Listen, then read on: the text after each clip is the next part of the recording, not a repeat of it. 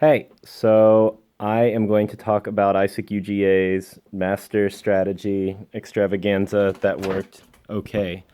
Um, so the big thing was like figuring out what the strategic focus would be and then modifying like components of that focus to suit our needs.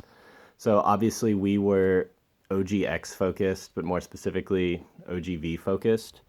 And a big priority I had was making sure that the VP OGV not only had a really strong and really loyal team, but also that she trained her people like as stringently as she could.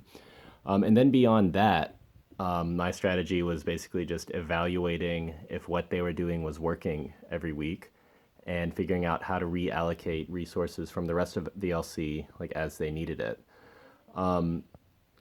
This included like managing like marketing as well. It's like on like a week to week basis, it was the things that like the MC is just always telling us to do. Like know what the metrics are, know how to track them on Expa, and like identifying where things aren't getting converted.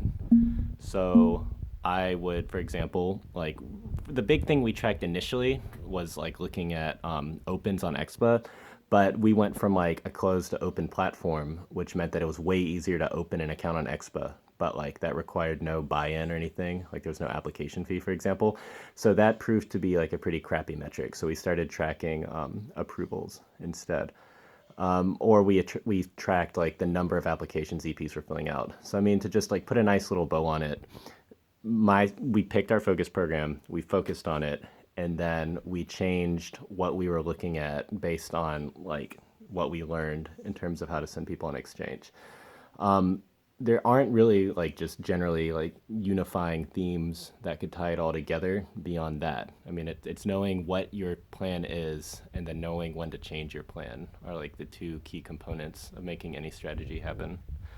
And our strategy was OGV. So thank you very much.